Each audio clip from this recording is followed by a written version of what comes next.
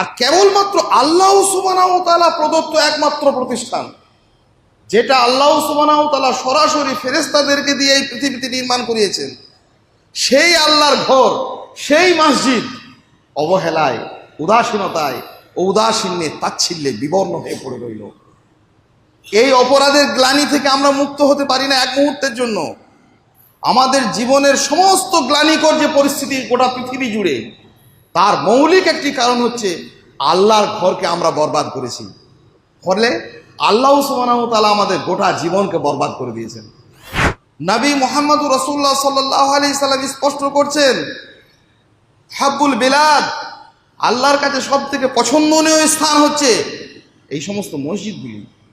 আকাশের তারকারাজি যেমন আকাশকে উজ্জ্বল করে রাখে, পৃথিবীবাসীদের জন্য যেমন ঔজ্জ্বল্যের একটি সে প্রদীপ হয়ে জ্বলজ্বল করে, আল্লাহর জমিনে মসজিদগুলি তেমনি হচ্ছে ঔজ্জ্বলতার প্রতীক। পৃথিবীব্যাপী যত রকমের কুসংস্কার আছে, অস্পর্শতা, বড় ছোট, গরিব ধনী, উঁচু নিচু, কালো সাদা, সমস্ত রকমের অস্পর্শতা, সমস্ত রকমের বর্ণ বৈষম্যের মূলোৎপাটন কেন্দ্র হচ্ছে মসজিদ। আমাদের ঘর এত পরিচ্ছন্ন, আমাদের ঘর এত সুন্দর, আমাদের ঘর এত উজ্জ্বল, আর আল্লাহর ঘরগুলো বিবর্ণ। অধিকাংশ মসজিদে ইমাম সাহেবদের ঘরগুলো বেশি করে দেখবেন, আবার মসজিদটাতে কোনো রকম যদি নাম নেওয়ার উদ্দেশ্যে কেউ টালি ফালি দিল, ইমামদের ঘরগুলো তো বিবর্ণ, অন্ধকার গুহা। মহান আল্লাহ, তার অনেক প্রশংসা, যিনি আমাদের প্রতি সবিশেষ অনুগ্রহ করেছেন, যার অনুগ্রহে, অনুকম্পায়, দয়ায় আমরা তার ঘরে এসে তাঁর প্রেরিত রাসূল মুহাম্মদুর রাসূলুল্লাহ সাল্লাল্লাহু আলাইহি সাল্লামের সুন্নাহ অনুসারে এই জুমার খুতবা শুনতে অনুপ্রাণিত হয়েছি, এখানে আসার তৌফিক পেয়েছি। আন্তরিকভাবে আমরা জ্ঞাপন করি আলহামদুলিল্লাহ। অনেক দরুদ সালাম বিবর্ষিত হোক নবী মুহাম্মদুর রাসূলুল্লাহ সাল্লাল্লাহু আলাইহি সাল্লামের উপর, যিনি আমাদের কাছে কোরআন সুন্নাহ রেখে গেছেন। তার যাবতীয় সুন্নাহকে আমাদের কাছে বাস্তবায়নের সঠিক রূপরেখা স্পষ্ট করে গেছেন। আল্লাহুম্মা সাল্লি আলাইহি, আল্লাহুম্মা বারিক আলাইহি। আমাদের এখন কাজ হবে জুমার এই খুতবাকে আল্লাহ সুবহানাহু ওয়া তাআলা যেভাবে শুনতে বলেছেন সেইভাবে সেটিকে শ্রবণ করা। শ্রবণের একটি বিশেষ তাৎপর্য এবং গুরুত্ব আমাদের শরিয়াতে স্পষ্ট হয়েছে। আল্লাহ সুবহানাহু ওয়া তাআলা এ ব্যাপারে স্পষ্ট করেছেন যে যারা মনোযোগ সহকারে শোনে, আল্লাযীনা ইয়াসতামিউনাল কওল ওয়া ইয়াত্তাবিউনা আহসানাহু, কোনো কথা হলে যারা মনোযোগ দিয়ে শোনে আর শ্রুত কথাগুলির বাস্তবায়ন করে, তারাই হচ্ছে হেদায়েতের যোগ্য। হেদায়েত বড় কল্যাণকর, মানুষের জন্য বড় অপরিহার্য, মানবীয় জীবনের জন্য অত্যন্ত প্রয়োজনীয়। হেদায়েত হচ্ছে দুনিয়ার সর্বোচ্চ সর্বোন্নত নিয়ামত। আমরা সেই সঠিক পথপ্রাপ্তির জন্য আলোচিত কথা শ্রবণের ব্যাপারে গুরুত্ব দেব। আর শ্রবণের ব্যাপারে আমরা একটা কথা মনে রাখব, যে অঙ্গ দিয়ে আমরা কোনো কথা শুনি সেটি আল্লাহ সুবহানাহু ওয়া তাআলা আমাদেরকে দিয়েছেন, সেটি হচ্ছে মানুষের কান। মানুষের এই শ্রবণের ইন্দ্রিয় বড় আশ্চর্য, বড় আজীব দুটি যন্ত্র। আমাদের এই মাথার দুপাশে যে দুটি কান রয়েছে, মানুষের কান ভারী আশ্চর্য আজীব দুটি যন্ত্র। সে শুধুই নিজের স্তুতি প্রশংসা শুনতে চায়, অন্যের নিন্দা শুনতে চায়। নিজের সঙ্গে যে বিষয় সংশ্লিষ্ট সেই বিষয় আমাদের কান বারবার উপেক্ষা করে।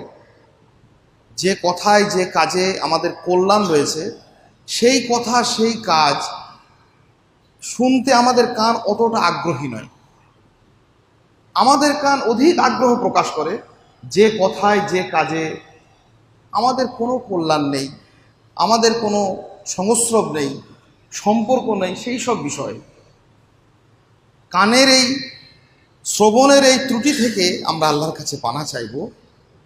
কথা যত কঠিন হোক, শক্ত হোক, ভারযুক্ত হোক, যদি কোরআন এবং সুন্নাহ ভিত্তিক হয়, সে কথা শোনার জন্য আমাদের কানকে আমরা প্রস্তুত রাখব।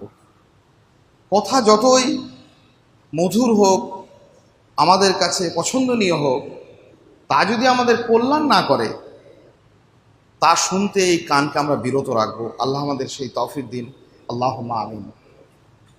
আজকে গুরুত্বপূর্ণ এই জুমার খুতবায় আমি জীবন সংশ্লিষ্ট একটি বিষয়, যার সঙ্গে সত্যই আমাদের সম্পর্ক রয়েছে, নিবিড় এবং গভীর, মানুষের জীবনের সঙ্গে ওতপ্রোতভাবে জড়িত, মানুষের সামগ্রিক কর্মকাণ্ডের সঙ্গে পরতে পরতে যার সম্পর্ক অবিচ্ছেদ্য, সেই রকম সম্পর্কিত একটি বিষয় নিয়ে কয়েকটি কথা বলবো। আমা তাওফিকি ইল্লা বিল্লাহ। মানুষের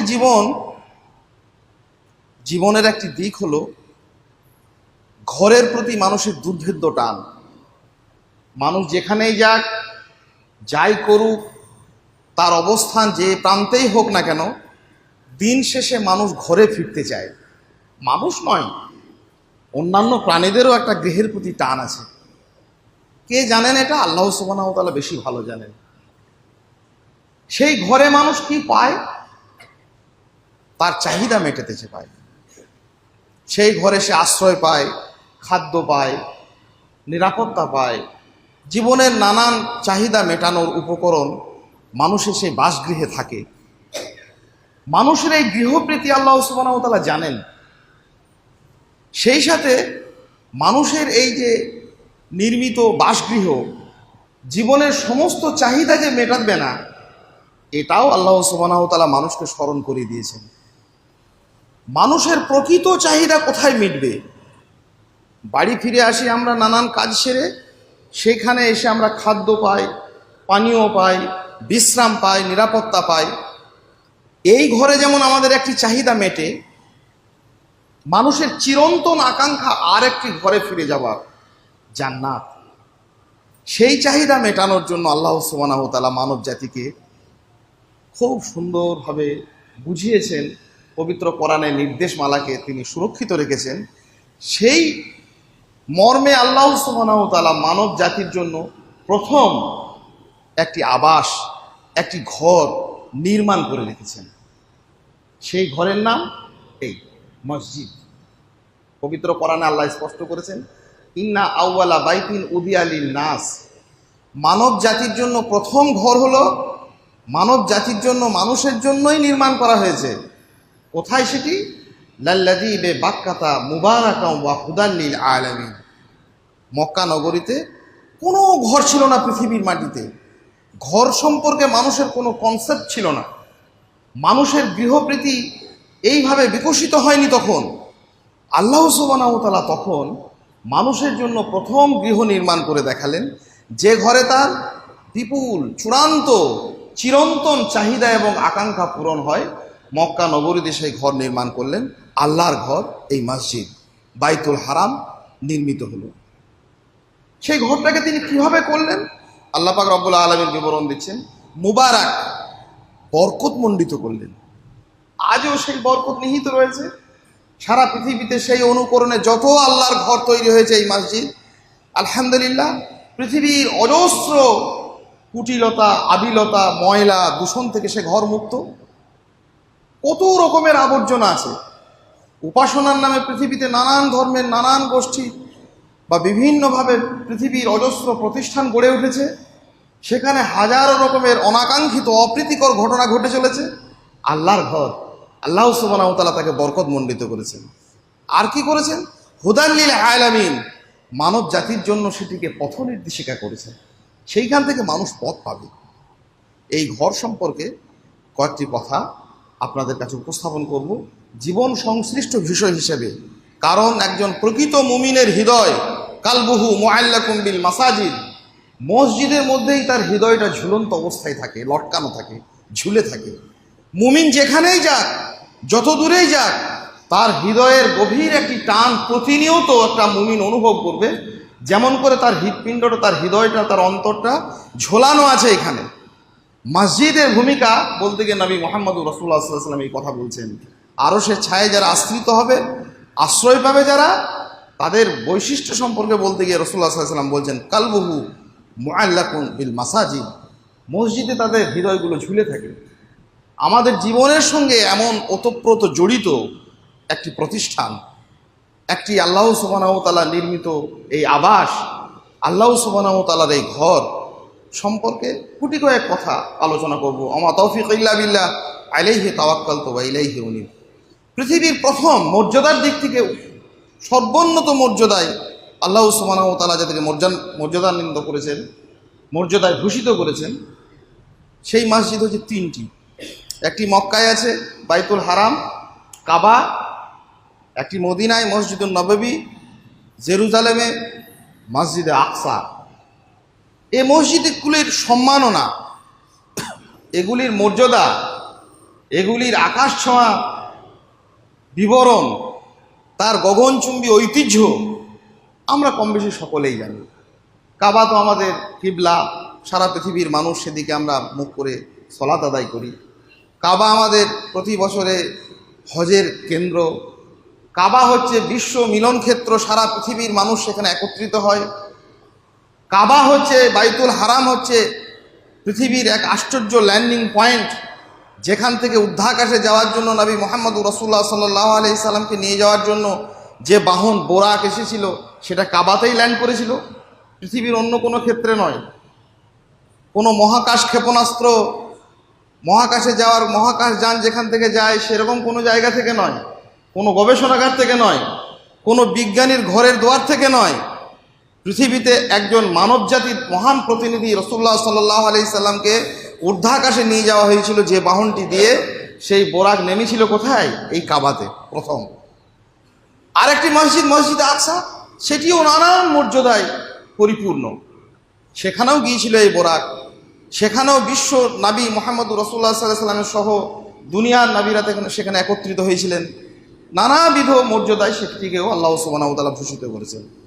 আরেকটি মসজিদ রয়েছে, তিনটি মসজিদ বিশেষভাবে উল্লেখিত হয়েছে। মসজিদুন নববী, যেটা মদিনায় গিয়ে নবী মুহাম্মদুর রাসূলুল্লাহ সাল্লাল্লাহু আলাইহি সাল্লাম সাহাবায়ে কেরামদের সাহচর্যে তাদেরকে নিয়ে নিজের হাতে নিজে দাঁড়িয়ে পাথর বয়ে সেই মসজিদকে নির্মাণ করা হয়েছে। সেই মসজিদের একটা অংশ জান্নাতের একটি অংশ বলে উল্লেখিত হয়েছে। এই সমস্ত মসজিদগুলোর যেমন ভূমিকা মানব জীবনের সঙ্গে ওতপ্রোত জড়িত, বাকি পৃথিবীতে নির্মিত অসংখ্য যে মসজিদ, আমাদের মসজিদ, এখানকার মসজিদ, বাংলার মসজিদ, ভারতের মসজিদ, উপমহাদেশের মসজিদ, সারা পৃথিবী জুড়ে ছড়িয়ে থাকা মসজিদ, সেগুলির গুরুত্ব এবং তাৎপর্য আমরা উপলব্ধি করব, এবং এর সঙ্গে আমাদের জীবনের কতটা সম্পর্ক, এর সঙ্গে আমাদের জীবনটা কতটা জড়িয়ে থাকা দরকার, এর সঙ্গে আমাদের সম্পর্ক আমরা কতটা বজায় রেখেছি, এর সঙ্গে আমরা নিজেদেরকে কতটা বিচ্ছিন্ন করেছি, সেই বিচ্ছিন্নতার কি ভয়াবহতা সংক্ষেপে বলবো ইনশাআল্লাহ তাআলা আজিজ। পৃথিবীর সমস্ত রকমের প্রতিষ্ঠানগুলোর দিকে তাকিয়ে দেখুন, নিজেদের ঘর বাড়ি আসবাবপত্র, নিজেদের জীবনের নানান প্রেক্ষিতগুলির দিকে আমরা যদি চোখ ফেরাই, সমস্ত কিছুর উন্নতি ঘটেছে, অনেক রকমের উন্নয়ন হয়েছে। জগতে যতগুলো প্রতিষ্ঠান আছে, স্কুল, কলেজ, ইউনিভার্সিটি, মাদ্রাসা, বিভিন্ন রকমের গবেষণাগার, বিভিন্ন প্রতিষ্ঠান, তারা স্বমহিমায় নিজে নিজে সবকে আমরা উজ্জ্বল করেছি। অথচ এই সমস্ত প্রতিষ্ঠানগুলি ছিল মানবরচিত, মানুষের তৈরি করা, কল্যাণের জন্য, এবং সেগুলো ন্যায়সঙ্গত, এতে কোনো আপত্তি নেই। কিন্তু সেগুলো মানুষ তৈরি করেছে। স্কুল করেছে, ইউনিভার্সিটি করেছে, কলেজ করেছে, একাডেমি করেছে, বিভিন্ন মিশন করেছে, শিক্ষা প্রতিষ্ঠান করেছে, গবেষণা কেন্দ্র করেছে, মহাকাশ গবেষণা কেন্দ্র করেছে, দুনিয়ার নানান বিষয়ে তারা চর্চার আবাস তৈরি করেছে। সমস্ত কিছুর উন্নতি হলো।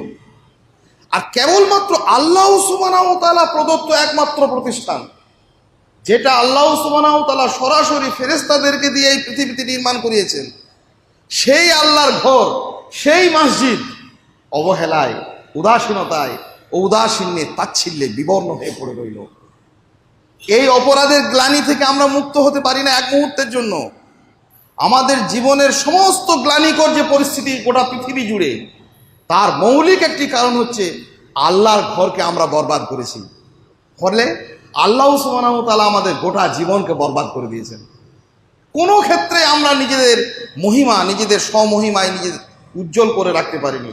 আল্লাহ সুবহানাহু ওয়া তাআলা যে ঘরকে নির্মাণ করলেন, আল্লাহ সুবহানাহু ওয়া তাআলা নিজে স্পষ্ট করলেন, ইন্না আউওয়ালা বাইতিন উদিয়া লিন-নাস, মানব জাতির জন্য এটিই ছিল প্রথম ঘর। সেই ঘরের সৌকর্য, তার সৌন্দর্য, তার সৌগন্ধ, তার মহিমা, তার গুরুত্ব, তার তাৎপর্য সমস্ত কিছু ভুলে গিয়ে তাকে আমরা একটা জনহীন প্রান্তরে পরিণত করলাম। এই অপরাধের গ্লানি থেকে আমরা মুক্ত হতে পারি না। এই অপরাধ থেকে আমরা যেন মুক্তি পাই, আমরা যেন সচেষ্ট হই। ঘরটার কি বিবরণ? ঘরটার বিবরণ হচ্ছে, প্রথম কথা হচ্ছে এটা আল্লাহর ঘর। শুনলে এটা রোমাঞ্চ হয় না, শিহরিত হয় না? আল্লাহ সুবহানাহু ওয়া তাআলা নবী সাল্লাল্লাহু আলাইহি ওয়াসাল্লাম স্পষ্ট করেছে, বাইতুল মিন বুয়ুতিল্লাহ, আল্লাহর ঘরসমূহের মধ্যে এটা একটি ঘর। ইব্রাহিম আলাইহিস সালাম যখন গেলেন সন্তানকে নিয়ে জনবিরল প্রান্তরে সেই মক্কায়, তিনি গিয়ে এই কথা বললেন, ইন্নী আসকানতু মিন যুররিয়াতি বিওয়াদিন গায়রি জি জারিন ইনদা বাইতিকাল মুহাররাম। বাইতিকাল মুহাররাম, তোমার ওই পবিত্র ঘরে, তোমার ওই পবিত্র ঘরে হে আল্লাহ আমার সন্তানকে রেখে দিলাম। তাহলে ঘরটা কার? আল্লাহ। শুধু আল্লাহর নয়, আল্লাহ এর মালিক। আল্লাহ তো সব কিছুরই মালিক। তারপরেও আল্লাহ সুবহানাহু ওয়া তাআলা মানুষকে সজাগ করছেন, লিইলাফি কুরাইশ ইলাফিহিম রিহলাতাশ শিতাই ওয়াস সাইফ ফালইয়াবুদু রাব্ব হাযাল বাইত। অতএব তোমরা ইবাদত করো এই ঘরের মালিকের। এই ঘর আল্লাহর, এই ঘরের মালিক হলেন আল্লাহ। নবী মুহাম্মদুর রাসূলুল্লাহ সাল্লাল্লাহু আলাইহি সাল্লাম স্পষ্ট করছেন, হাব্বুল বিলাদ, আল্লাহর কাছে সব থেকে পছন্দনীয় স্থান হচ্ছে এই সমস্ত মসজিদগুলি। আকাশের তারকারাজি যেমন আকাশকে উজ্জ্বল করে রাখে, পৃথিবীবাসীদের জন্য যেমন ঔজ্জ্বল্যের একটি সে প্রদীপ হয়ে জ্বলজ্বল করে, আল্লাহর জমিনে মসজিদগুলি তেমনি হচ্ছে ঔজ্জ্বলতার প্রতীক। কে বলেছেন এ কথা? মুহাম্মদুর রাসূলুল্লাহ সাল্লাল্লাহু আলাইহি ওয়াসাল্লাম বলছেন, আকাশের অসংখ্য অজস্র নক্ষত্র তারকারাজি যেমন ঔজ্জ্বল্যের প্রতীক, তেমনি আল্লাহর জমিনে মসজিদগুলি হচ্ছে মানুষের জন্য ঔজ্জ্বল্যের প্রভার, বিভার একটা প্রতীক। আমরা তাকে অন্ধকার একটা গুহায়, আমরা তাকে সমস্ত রকমের মানবীয় সম্পর্ক থেকে বিচ্ছিন্ন করে একটা জনহীন প্রান্তরে পরিণত করেছি। এই অপরাধ থেকে কি করে মুক্তি পাবো? আল্লাহ সুবহানাহু ওয়া তাআলা এবং নবী মুহাম্মদুর রাসূলুল্লাহ সাল্লাল্লাহু আলাইহি সাল্লাম এর বিবিধ তাৎপর্য, এর গুরুত্ব অপরিসীমভাবে মানুষের কাছে প্রকাশ করেছেন। কি? এটা আল্লাহর ঘর, আল্লাহর মসজিদ, আল্লাহ সুবহানাহু ওয়া তাআলা এর মালিক। জমিনে এটা হচ্ছে মানুষের জন্য ঔজ্জ্বল্যের একটি প্রতীক। আমরা দুনিয়ার সমস্ত রকম প্রতিষ্ঠানগুলিকে উন্নতি করলাম, তাদের উন্নতি সাধন হলো আমাদের পয়সা দিয়ে, আমাদের সময় দিয়ে, আমাদের মেধা দিয়ে, আমাদের চিন্তন দিয়ে। আল্লাহর ঘরটাকে আমরা এরকম বিপন্ন করে রাখলাম কোন অপরাধে? শুধু কি তাই? এই ঘর হচ্ছে পৃথিবীর সর্বোন্নত ইবাদত সালাতের স্থান। এই ঘরেই তো সালাত সম্পন্ন হয়। কিয়ামতের মাঠে আউয়ালু মা ইউহাসাবু বিহিল আবদ, প্রত্যেকটি মানুষকে কিয়ামতের মাঠে সর্বপ্রথম যে জিনিসের হিসেব দিতে হবে সেই জিনিসের সালাত কোথায় সম্পন্ন হয়? মসজিদে।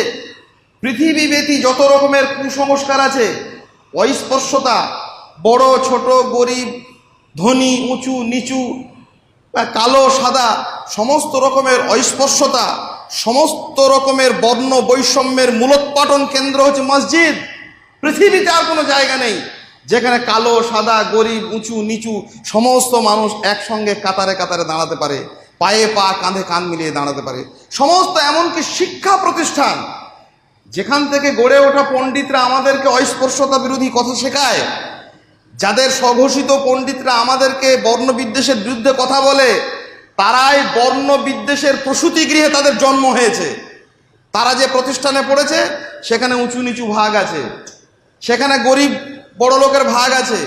আমাদের যে ব্যাঙের ছাতার মতো একাডেমিগুলো তৈরি হয়, যারা মোটা মোটা টাকা দেয় তাদের ছেলেরা আদর বেশি পায়। এসব জিনিস হাতের তালুর মতো পরিচ্ছন্ন মানুষের কাছে। যারা কম টাকা দেয় ফ্রিতে পড়ে, অনাদরে, উদাসীন্য, অবহেলায়, তাচ্ছিল্যে তারা পড়ে থাকে। এইটা মাশাআল্লাহ কিছু ব্যতিক্রম হতে পারে।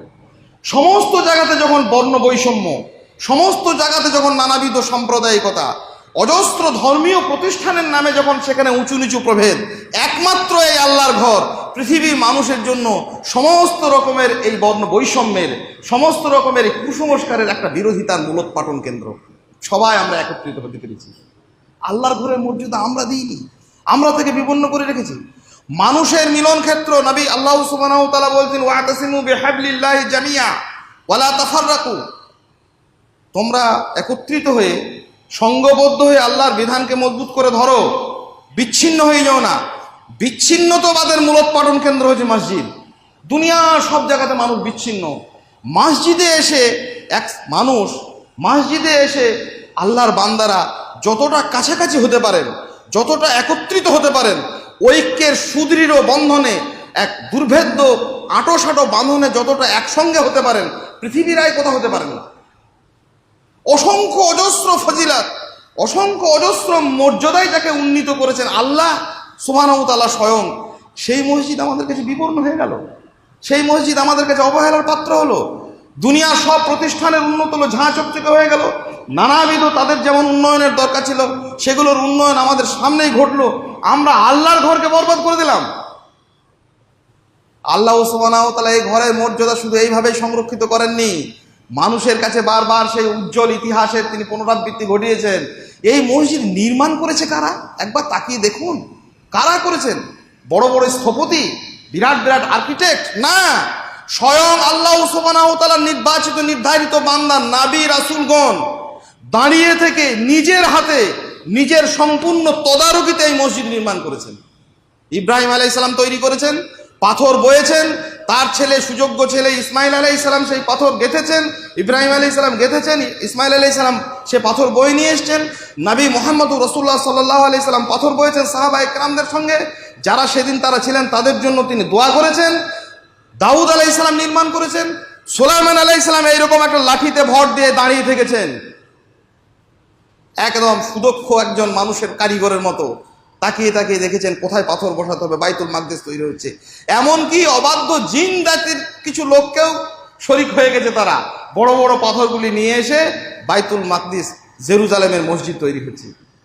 যে ঘর আল্লাহ সুবহানাহু ওয়া তাআলার যে আবাস, আল্লাহ সুবহানাহু ওয়া তাআলার যে ঘর, যে প্রতিষ্ঠান, স্বয়ং নবী রাসূল আলাইহিমুস সালাতু ওয়াত তাসলিমদেরকে দিয়ে নির্মাণ করা হয়েছে। আর নির্মাণের ভিত্তি কি ছিল?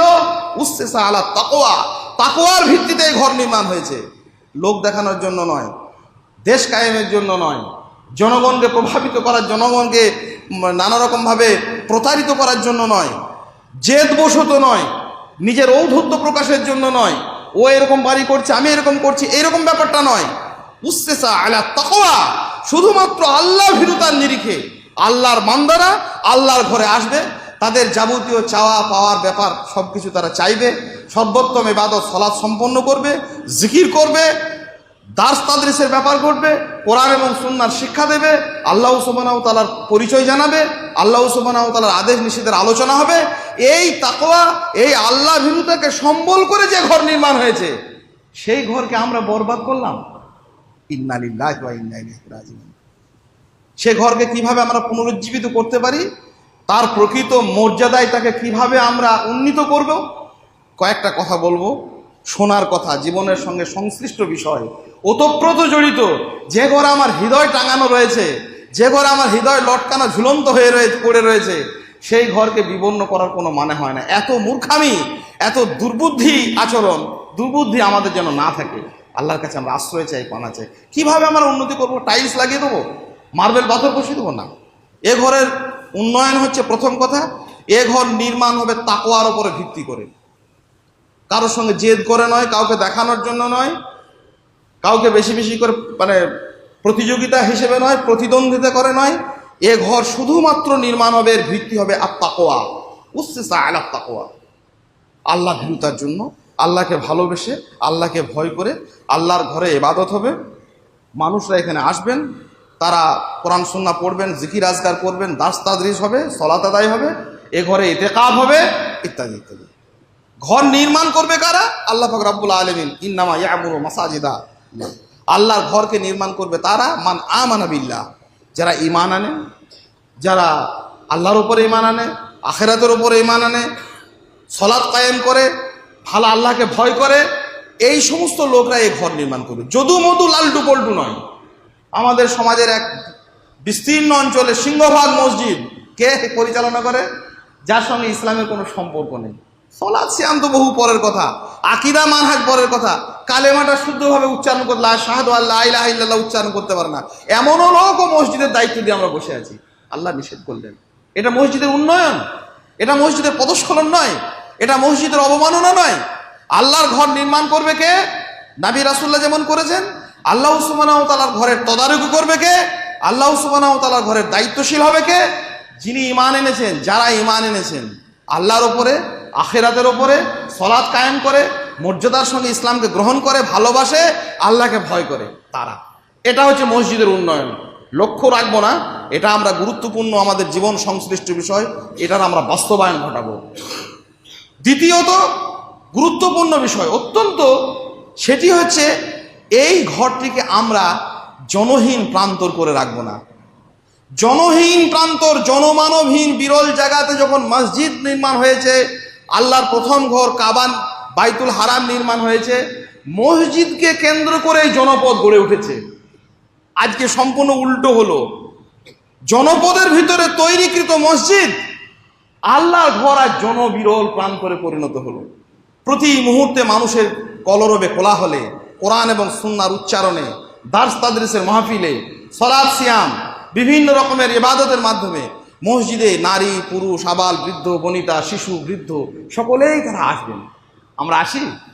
খুব দায়ে না পড়লে কোনো রকম 5 ওয়াক্ত সালাতে কেউ কেউ ফজর থেকে নিয়ে এশা পর্যন্ত গুটি কয়েক মানুষ এই মসজিদের আমরা আগমনকারী, যাদের সম্পর্কে নবী রাসূলুল্লাহ সাল্লাল্লাহু আলাইহি ওয়াসাল্লাম বললেন, যারা বাড়িতে উযু করে, সুন্দরভাবে উযু করে মসজিদে আসে, তারা যেন আল্লাহ সুবহানাহু ওয়া তাআলার সাক্ষাৎ প্রার্থনাকারী, আল্লাহকে দেখা করতে আসেন।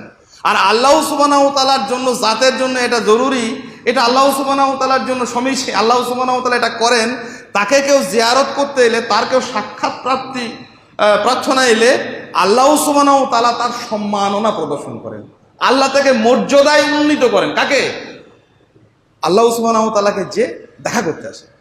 যারা নিয়মিত যথারীতি অত্যন্ত মর্যাদার সঙ্গে গুরুত্বের সঙ্গে বাড়িতে সালাত উযু করে আর আল্লাহ সুবহানাহু ওয়া তাআলার ঘরে আসে সালাত কায়েমের উদ্দেশ্যে, তারা যেন আল্লাহর সাক্ষাৎ প্রার্থী, আল্লাহর জিয়ারত করতে আসেন। আর জিয়ারতকারীকে তো আল্লাহ সুবহানাহু ওয়া তাআলা সম্মান করবেন। নবী সাল্লাল্লাহু আলাইহি ওয়াসাল্লাম বলছেন যে আল্লাহ সুবহানাহু ওয়া তাআলা তাকে তো সম্মাননা প্রদর্শন করবেন। আল্লাহ সুবহানাহু ওয়া তাআলা কেউ দেখা করতে এসেছেন, তাকে আল্লাহ অপমান করবেন না। এই ঘরে আমরা জনহীন প্রান্ত করে রেখে দিলাম। আমাদের শিশু আবাল বৃদ্ধ বনিতা যুবক সমস্ত শ্রেণীর মানুষ নিয়মিত এখানে আসবে, কোরআন সুন্নাহ তেলাওয়াত করবে, দার্স তাদরিসে তাদের মজলিস মাহফিল থাকবে, বিভিন্নভাবে তারা কোরআন এবং সুন্নাহ শিখবে, বিভিন্নভাবে তাদের মধ্যে এই সমস্ত আলাপ আলোচনা হবে। এটাই তো সমীচীন, এটাই তো এর মর্যাদায় একে উন্নতি করা। আমরা যুগে যুগে নবী রাসূল আলাইহিস সালাতু ওয়াত তাসলিম যেখানে গেছেন মসজিদ তৈরি করেছেন। নবী মুহাম্মদুর রাসূলুল্লাহ সাল্লাল্লাহু আলাইহি আসহাবে কাহাব গর্তবাসীরা যখন সেখান থেকে বেরিয়ে এলো, সেখানে মসজিদ নির্মাণ হলো। অন্যান্য নবী রাসূলুল্লাহ যেখানে গেছেন সেখানে মসজিদ নির্মাণ করেছেন। নবী মুহাম্মদুর রাসূলুল্লাহ সাল্লাল্লাহু আলাইহি সাল্লাম যেখানে গেছেন মসজিদ নির্মাণ করেছেন। করেননি শুধু, এই ব্যাপারে আমাদেরকে আদিষ্ট করেছে, আমরা আদিষ্ট হয়েছি, আমাদেরকে আদেশ করেছেন তিনি কি, যে যেখানে তোমরা অলিতে গলিতে বিভিন্ন প্রান্তে প্রান্তরে মসজিদ নির্মাণ করো। আর কি আদেশ করেছেন? তুনাজ্জিফা তুতাইয়িবা, তাকে পরিষ্কার করো, পরিচ্ছন্ন রাখো, সুবাসিত করে রাখো, সুগন্ধিত করে রাখো। কি? আল্লাহর ঘরকে। আমাদের ঘর এত পরিচ্ছন্ন, আমাদের ঘর এত সুন্দর, আমাদের ঘর এত উজ্জ্বল, আর আল্লাহর ঘরগুলো বিবর্ণ। অধিকাংশ মসজিদে ইমাম সাহেবদের ঘরগুলো বেশি করে দেখবেন। আবার মসজিদটাতে কোনো রকম যদি নাম নেওয়ার উদ্দেশ্যে কেউ টালি ফাটি দিল, ইমামদের ঘরগুলো তো বিবর্ণ অন্ধকার গুহা, যার ঔজ্জ্বল্য গোটা পৃথিবীতে ছড়িয়ে পড়ে। রাসূলুল্লাহ সাল্লাল্লাহু আলাইহি ওয়াসাল্লাম বলছেন যে আকাশের নক্ষত্ররাজি যেমন ঔজ্জ্বল্যের মানদণ্ড, দুনিয়ার ঔজ্জ্বল্য হচ্ছে আল্লাহর মসজিদগুলি।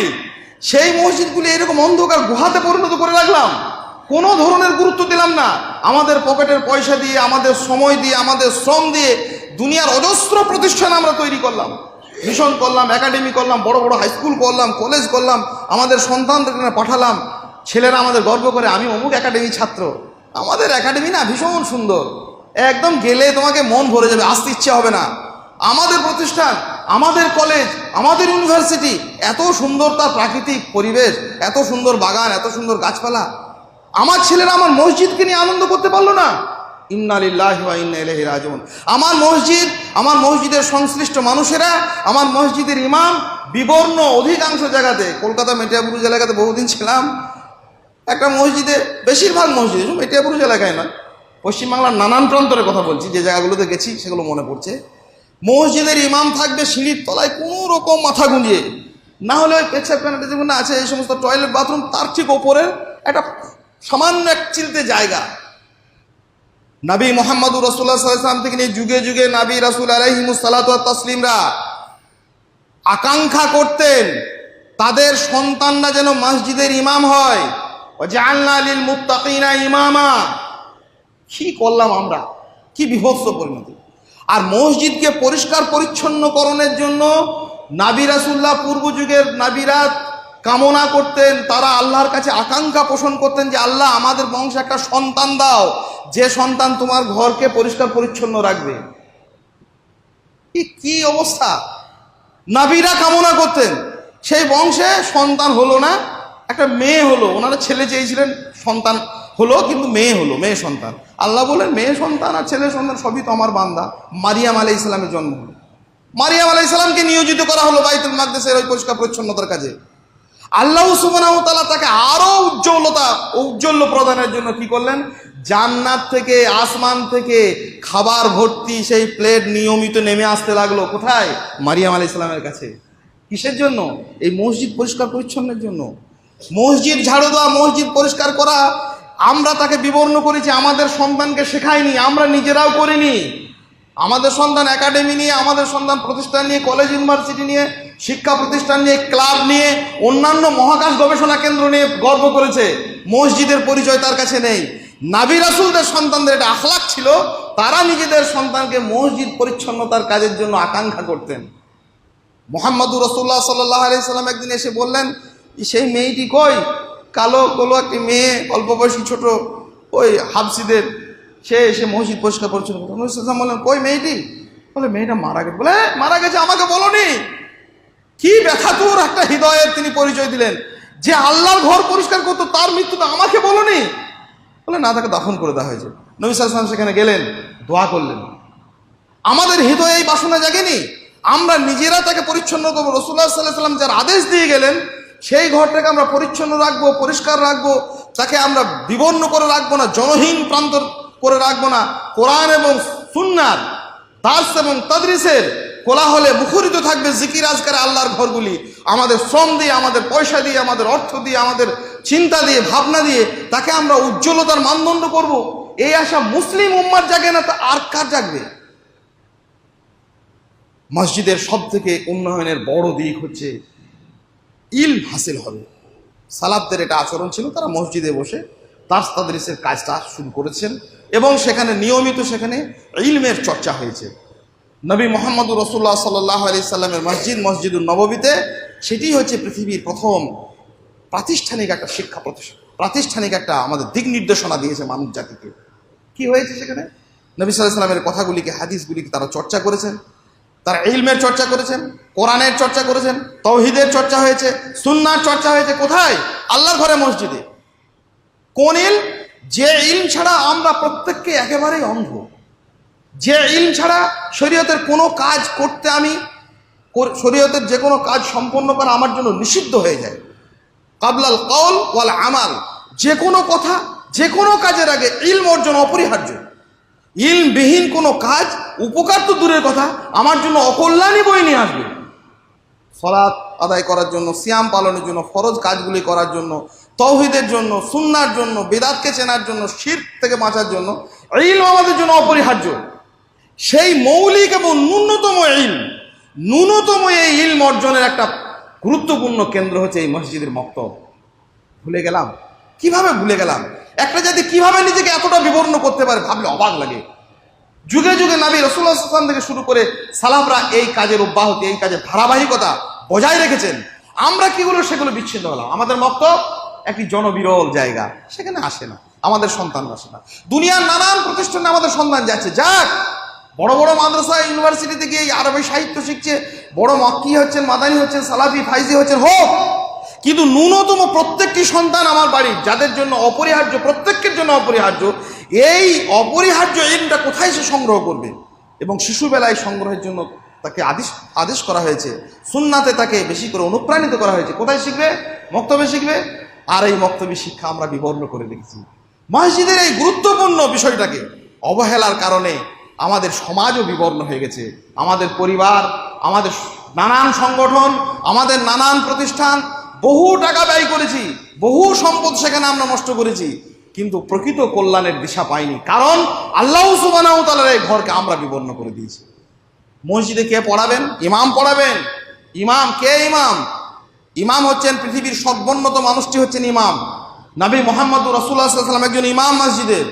আবু বকর রাদিয়াল্লাহু তাআলা আনহু ইমাম, ওমর হচ্ছে ইমাম, ওসমান হচ্ছেন রাদিয়াল্লাহু তাআলা আনহু, এরা সব ইমাম। সালাফদের সর্বোন্নত ব্যক্তিরা হচ্ছে মসজিদের ইমাম। সেই পদটিও আজকে আমাদের কাছে কত অবহেলিত। নিজেকে যারা ইমামতি করেন, আমিও করেছি, আগামীতেও করতে হতে পারে, যারা ইমামতি করেন তারাও যেন ভারী কুণ্ঠিত, নানান কুণ্ঠায়, দ্বিধা, সংকোচে জর্জরিত। নিজেকে ইমাম বলতে বড় লজ্জা লাগে সমাজের মাঝে। আমি পিএইচডি স্কলার, আমি অমুক ইউনিভার্সিটির লেকচারার, অমুক হাই স্কুলের শিক্ষকতা করি। মানুষ গর্বের সঙ্গে বুক ফুলে ওঠে, বাপদেরও বুক আনন্দে ছাতি বড় হয়ে যায়, 52 থেকে 56 ইঞ্চি।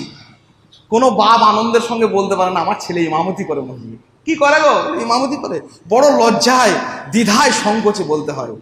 কিসের জন্য? এই প্রতিষ্ঠানকে বরবাদ করে দিয়েছি।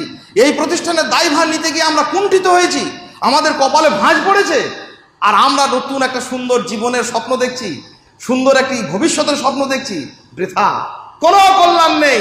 আল্লাহর জমিনে আল্লাহর ঘরকে যারা বরবাদ করেছেন, সমস্ত জীবনের বরবাদির জন্য প্রস্তুত থাকতে হবে। বলে গেলাম, বিগত অতীতে বহুবার বলেছি, আজকে নয়া ব্যস্ত বললাম, আগামী দিন যতদিন বাঁচবে কথা বলবো। আল্লাহর জমিনে আল্লাহর ঘরকে যারা বিবর্ণ, জনহীন প্রান্তর করে রেখেছি, সমস্ত প্রতিষ্ঠানের উন্নতি হয়েছে, আল্লাহর ঘরকে বরবাদ করেছি।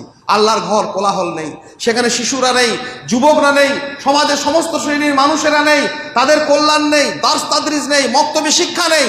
এমন এক জনহীন, জনবিরল প্রান্তরে যারা আমরা গুহার মতো পড়ে রেখেছি।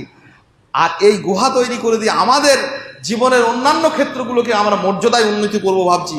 ইউনিভার্সিটি করব, মহাকাশ ক্ষেপণাস্ত্র গবেষণাগার তৈরি করব, আরও কিছু মহাকাশের চন্দ্র অভিযান তৈরি করে সেখান থেকে আমরা কল্যাণ বয়ে নিয়ে আসবো। এ আশা নিছক দুরাশা ছাড়া আর কিছু নয়। সময় আছে, আল্লাহ আমাদের ওপর অনেক অনুগ্রহ করেছেন, তার একটি বড় অনুগ্রহ হচ্ছে ফিরে আসার আমাদের রাস্তা আছে। এখনও আল্লাহর ঘরগুলি, আল্লাহর জমিনে সেই উজ্জ্বলতার, সেই জ্যোতিষ্কের, সেই নক্ষত্রের মানদণ্ডে এখনও আছে।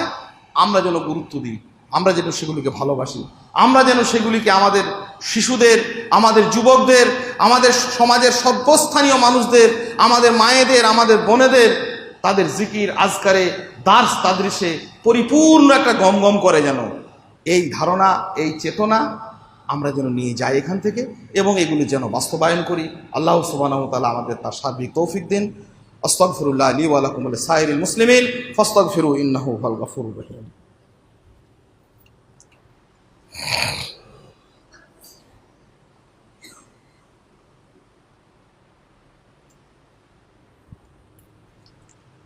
ইন্নাল হামদালিল্লাহি ওয়াহদাহু ওয়াসসালাতু ওয়াসসালামু আলা মান লা নাবিয়্যা বা'দাহু। আউযু বিল্লাহি মিনাশ শাইতানির রাজীম। বিসমিল্লাহির রহমানির রহিম। সারিউ ইলা মাগফিরাতিন মির রাব্বিকুম ওয়া জান্নাহ। মহান আল্লাহর একটি বিশেষ দয়া আমাদের ওপরে। আমরা যত ভুলই করি না কেন, অধঃপতনের গ্লানিতে যতটাই ডুবে যায় না কেন, ফিরে আসার একটা রাস্তা আল্লাহ রেখেছেন। শুধু রাস্তাই রাখেননি, তিনি সেদিকে বারবার আমাদেরকে ডেকেছেন, ফিরে এসো, দ্রুত গতিতে ধাবিত হও। যে ভুল আমরা করেছি, আল্লাহর কাছে তার জন্য আমরা ক্ষমা চাই। আল্লাহ সুবহানাহু ওয়া তাআলা ক্ষমা করার জন্য জান্নাতের দিকে এবং রবের ক্ষমার দিকে আমাদের তিনি বারবার তার শাশ্বত আহ্বান আমাদেরকে নিয়ে ডেকেছেন যে তোমরা ফিরে এসো। আমরা ফিরে আসি। কিসের দিকে ফিরে আসবো? আমাদের জীবনের সার্বিক সফলতার দিকে, উৎকর্ষের দিকে। একটা মানুষের জীবনের দুটি উৎকর্ষময় দিক, আনন্দঘন দুটি দিক আছে। পৃথিবীতে একটা, আখেরাতে একটা। পৃথিবীতে সর্বোচ্চ আনন্দ কি জানেন? আখেরাতের সর্বোচ্চ আনন্দ একজন মানুষের হচ্ছে আল্লাহর দিকে তাকিয়ে থাকে, অগাধ বিস্ময়, গভীর মুগ্ধতায়, অপলক নয়নে মানুষ আল্লাহর দিকে তাকিয়ে থাকবে। এটি হচ্ছে মানুষের জন্য সর্বোচ্চ সর্বোন্নত আনন্দ ঘন মুহূর্ত। সেদিক থেকে চোখ ফেরাতে পারবে না। জান্নাতও তার কাছে তুচ্ছ হয়ে যাবে। সুবহানাল্লাহ। জান্নাতটা মনে হবে আর কি, আল্লাহর দিকে যখন তাকিয়ে থাকবে না, আল্লাহর দিদারের সৌভাগ্য যখন ঘটবে একজন মানুষের, তখন পৃথিবী তো দূরের কথা, জান্নাত পর্যন্ত তার কাছে আর তুচ্ছ হয়ে গেছে। আল্লাহর দিকে তাকিয়ে আছে অপলক চোখে, অগাধ বিস্ময়, অপার মুগ্ধতায় সে তাকিয়ে আছে। আর সেইটার জন্য, সেই সৌভাগ্য প্রাপ্তির জন্য পৃথিবীতে তার একটি গুরুত্বপূর্ণ সার্থকতা হচ্ছে আল্লাহর প্রকৃত পরিচয় জানা। তিনি কে, তিনি কি আদেশ করেন, তিনি কি নিষেধ করেন, তিনি কি উপদেশ দেন, কিসে থেকে তিনি বাঁচার জন্য আমাদেরকে পরামর্শ দিয়েছেন, কোন জিনিসের প্রতি তিনি উদ্বুদ্ধ করেছেন, কি করে তাকে ভালোবাসতে পারবো, তার ভালোবাসা আমরা কি করে পাবো, কেমন করে তার কাছে আমরা সাহায্য চাইবো, তিনি আমাদের কাছে কি চেয়েছেন, এই সার্বিক পরিচয় কার? আল্লাহ। এই জন্য তো নবী রাসূলদেরকে পাঠানো হয়েছে। যার ঘরটাই চিনলাম না, তার আবার পরিচয় কি করে চিনব? পৃথিবীর দেশে দেশে, লোকালয়ে, জনপদে অজস্র ঘর যার বিপন্ন হয়ে পড়ে রইল, সেই ঘরেই কোনোদিন একবার গেলাম না, যার ঘরের সামনেই গিয়ে দাঁড়ালাম না, তার আর পরিচয় জানা হলো? দুটি সার্থকতা, চূড়ান্ত মুমিনের জীবনের সফলতা থেকে আমরা বঞ্চিত হয়ে যাচ্ছি। আমাদের সন্তানকে বঞ্চিত করছি, নিজেরা বঞ্চিত হচ্ছি। পৃথিবীতে আমরা থাকব তার ঘরের মর্যাদা দিয়ে, তাকে আমরা চিনব। আমাদের সময় রয়েছে, আমাদের সম্পদ রয়েছে। বহু মানুষ এইরকম ন্যাক্কারজনক কথা বলতে শুনি, খুব কষ্ট লাগে। আমাদের গরিব মসজিদ, আল্লাহর ঘর, কিন্তু সাহায্য করবেন। বড় বড় বাড়ি, বিল্ডিং তৈরি হচ্ছে, অট্টালিকা তৈরি হচ্ছে, আল্লাহর ঘর বলছে গরিবের ঘর। ইন্না লিল্লাহ। আল্লাহ গরিব? আল্লাহ তো সবচেয়ে ধনী, মিরাসুস সামাওয়াতি ওয়াল আরদ, আসমান জমিনের সমস্ত সম্পদের মালিক তো তিনি। তার ঘর গরিব? কেন গরিব হবে? তার ঘরের যিনি তদারকি করেন ইমাম, তিনি দুনিয়ার সব থেকে গরিব মানুষ, অবহেলিত, তুচ্ছ, নগণ্য। কিসের জন্য? কোন অপরাধে, কোন গ্লানিকর পরিস্থিতি হলে এরকম হতে পারে?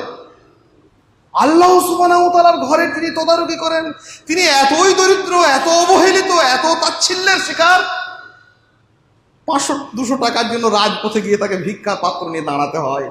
ইন্না লিল্লাহি ওয়া ইন্না ইলাইহি রাজিউন। কিয়ামত পর্যন্ত এই গ্লানি গা থেকে মিটবে না।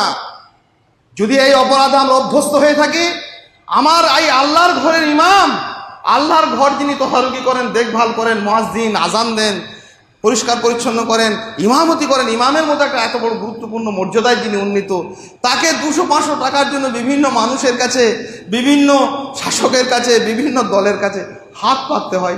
কিছু দিচ্ছেন আলহামদুলিল্লাহ। ইন্না লিল্লাহ। আল্লাহর ঘরকে আমরা বলছি গরিবের ঘর। কেন গরিবের ঘর হবে? আমাদের সমস্ত সম্পদ তো আল্লাহর। আল্লাহ সুবহানাহু ওয়া তাআলা বলছেন, ইন্নাল্লাহা আশতারা মিনাল মুমিনিনা আমওয়ালাহুম ওয়া আনফুসাহুম বিআন্না লাহুমুল জান্নাহ। শোনো, জান্নাতের বিনিময়ে তোমাদের সমস্ত সম্পদ, তোমাদের জীবন এবং তোমাদের সম্পদ আমি কিনে নিয়েছি। আল্লাহ এমনি এমনি কেনেননি। আল্লাহ জান্নাত দেবেন, জাহান্নামের আগুন থেকে আমাদেরকে বাঁচাবেন। আমাদের সমস্ত সম্পদ আল্লাহর। তাহলে আল্লাহর যদি সম্পদ হয়, তো সেই সম্পদ দিয়ে আল্লাহর ঘরটাকে আমরা ঠিক রাখবো না, পরিষ্কার রাখবো না, পরিচ্ছন্ন রাখবো না? সেই ঘরের নিয়মিত মক্তবের কোরআন এবং সুন্নাহর দাস্তাদের হিসেবে তার জন্য একটা যোগ্য ইমাম রাখবো না? একটা কি, একাধিক রাখতে হবে। প্রয়োজনে 2টো রাখতে হবে, প্রয়োজনে 5টা রাখতে হলে 5টা রাখতে হবে। সেই ঘরটার তদারকির জন্য আমরা পয়সা ব্যয় করবো না। সেই ঘরটার পরিচ্ছন্নতার জন্য, যে ঘরের পরিচ্ছন্নতার জন্য আল্লাহ সুবহানাহু ওয়া তাআলা আসমান থেকে সেই পরিচ্ছন্নকারীকে খাবার পাঠান, সেই ঘরের পরিচ্ছন্নতার জন্য আমরা নিজেরা মনোযোগী হব না। এই দুর্বুদ্ধিটা থেকে আমরা যেন সরে আসি। আপনাদের কাছে এটাই আমার আবেদন, অন্য কিছু নয়। বড় বক্তা হওয়ার, বড় আলোচনা দিয়ে আপনাদেরকে ভার যুক্ত করে ফেলার কোনো অভিপ্রায় আমার নেই, আপনাদের উপর ভার চাপানোর। আমরা এই গ্লানিকর পরিস্থিতি থেকে যেন আমরা সরে আসি। আল্লাহর ঘরকে সত্য সত্য আল্লাহর ঘরে আমরা মর্যাদা দিই। এবং মক্তব্য শিক্ষা, সারা পৃথিবীতে অনেক শিক্ষা আছে, শিক্ষা ব্যবস্থা তৈরি হয়েছে, শিক্ষা প্রতিষ্ঠান তৈরি হয়েছে, শিক্ষা নিয়ে গবেষণাগার তৈরি হয়েছে, কিন্তু মক্তবের যে ইমাম সাহেব শিক্ষা দেন, আজকেও নিজের কথা বলছি, যে 20-25টা দোয়া সকাল থেকে সন্ধ্যা পর্যন্ত এখনও সুন্দর করে পড়তে পারি, মুখস্থ আছে, সে কটা কোনো না কোনো আমার মসজিদের সেই গরিব, সেই দুস্থ, সেই অবহেলিত, সেই নির্যাতিত একটা বৃদ্ধ ইমামের কাছ থেকেই শেখা। পরবর্তীতে আর কেউ শেখায়নি। বহু পণ্ডিতের সঙ্গে মিশেছি, বহু পণ্ডিতের সঙ্গে থেকেছি। কোনো পণ্ডিত ওসব দোয়া শেখায়নি, দোয়াটা শিখিয়েছিলেন ওই মসজিদের আমাদের সেই জড়ো জড়ো একজন বৃদ্ধ ইমাম। সারা সোসাইটিরই মোটামুটি এইরকম অবস্থা। কেন তাকে আমরা মর্যাদা দেবো না?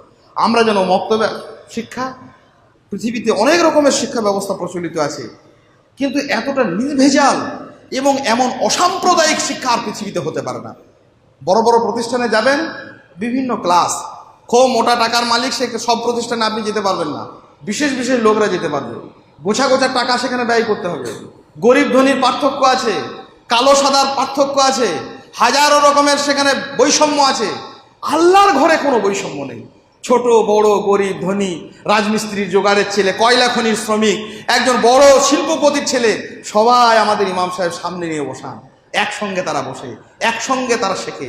এমন মিলন ক্ষেত্র, ঐক্যের, অস্পর্শতা বিরোধী, এমন ভারসাম্যপূর্ণ একটি পরিবেশ পৃথিবীর মাটিতে আল্লাহর জমিনে কোনোদিন ছিল না, আজও নেই, কিয়ামত পর্যন্ত হবে না।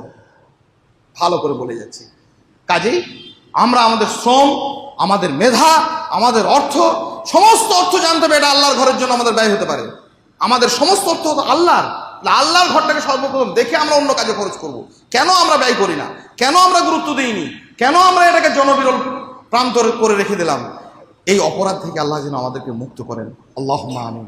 আল্লাহ পাক রব্বুল আলামিন আমাদেরকে বারবার ভালোবাসার কথা বলেছেন, আমাদেরকে বারবার আশার কথা বলেছেন। হতাশার গ্লানিতে ডুবিয়ে দেওয়ার কথা আল্লাহ বলেননি। আমরাও হতাশার গ্লানিতে ডুবে যাব না। আমাদের সম্পদ, আমাদের শ্রম, আমাদের মেধা আমরা আল্লাহর ঘরের জন্য ব্যয় করব, আমাদের নিজেদের উপকারের জন্য, নিজেদের সন্তানদেরকে শেখানোর জন্য, নিজেদের যুবকদের সেখানে মিলন ক্ষেত্রের জন্য। এটা হচ্ছে একদম সমাবর্তন। প্রতিনিয়ত তারা আসবে, যাবে, দাস তাদরিসে তাদের অভ্যস্ত হবে, যোগ্য ইমাম থাকবে, যোগ্য ইমামের আমরা যোগ্য মর্যাদা দেবো। আল্লাহ পাক রব্বুল আলামিন এইভাবে আসমানে যেমন জ্যোতিষ্কগুলি জলজল করে জ্বলছে, জমিনে যেন আল্লাহর ঘরগুলি সেইভাবে জ্বলে। আল্লাহ সুবহানাহু ওয়া তাআলা আমাদের সেই তৌফিক দিন। আল্লাহুম্মা আমিন। আল্লাহ পাক রব্বুল আলামিনের কাছে বেশি বেশি দোয়া করি। শুধু নয় বস্তিয়ায় নয়, আমাদের সমাজে, আমাদের সোসাইটিতে, আমাদের জনপদে যত মসজিদ, সেগুলিকে উজ্জ্বল জ্যোতিষ্কের মতো আমাদের জীবনের জন্য একটি বিভা, একটি প্রভার উৎস করে আমাদের কাছে যেন রাখেন। আল্লাহ সুবহানাহু ওয়া তাআলা সেই তৌফিক দিন। আল্লাহুম্মা আমিন। আমাদের হৃদয় আরো সে ছায় আশ্রয় পাওয়ার জন্য প্রতি মুহূর্তে যেন এই মসজিদে আল্লাহর ঘরে ঝোলানো থাকে। যেখানেই যাই, যাই করি, যে অবস্থানেই আমরা পড়ি না কেন, প্রতি মুহূর্তে আমরা মসজিদ কেন্দ্রিক আমাদের সেই ঘরের চিরন্তন টান, সেই ভালোবাসায় আমরা যেন আকীর্ণ হয়ে জীবনযাপন করতে পারি। আল্লাহ যেন সেই তৌফিক দিন। আল্লাহুম্মা আমিন। আল্লাহ পাক রব্বুল আলামিন হেদায়েতের এটিকে মানদণ্ড করেছেন, হুদাল লিল আলামিন। আমরা যেন এই মসজিদ কেন্দ্রিক জীবন ব্যবস্থা গড়ে তুলে আমাদের সেই চিরকাঙ্ক্ষিত জায়গা জান্নাতের বাসিন্দা হতে পারি। আল্লাহ সেই তৌফিক দিন। আল্লাহুম্মা আমিন। জান্নাতে একটি মানুষের আখেরাতে সর্বোচ্চ এবং সর্বোন্নত যে আনন্দঘন মুহূর্ত, আল্লাহর দিদার, আল্লাহ সুবহানাহু ওয়া তাআলার ঘরকে চিনে, আল্লাহর পরিচয় জেনে, আল্লাহ সুবহানাহু ওয়া তাআলার বিধান মেনে আমরা সেই নিয়ামতের, আল্লাহর দিদারের, আল্লাহর দিকে অপলক মুগ্ধ নয়নে তাকিয়ে থাকার সৌভাগ্য আমরা অর্জন করতে পারি। আল্লাহ যেন সেই তৌফিক দিন। আল্লাহুম্মা আমিন। রব্বানা আতিনা ফিদ দুনিয়া হাসানা ওয়া ফিল আখিরাতি হাসানা ওয়া কিনা আযাবান নার। রব্বানা যালামনা আনফুসানা ওয়া ইল্লাম তাগফির লানা ওয়া তারহামনা লানাকুনান্না মিনাল খাসিরিন। আল্লাহুম্মা ইন্না নাসআলুকাল হুদা ওয়াত তুকা ওয়াল আফাফা ওয়াল গিনা। আল্লাহুম্মা ইন্না নাসআলুকাল আফিয়া ফিদ দুনিয়া ওয়াল আখিরাহ। আস্তাগফিরুল্লাহ লি ওয়া লাকুম ওয়া লিসাইরিল মুসলিমিন ফাস্তাগফিরু ইন্নাহু হুয়াল গফুরুর রহিম।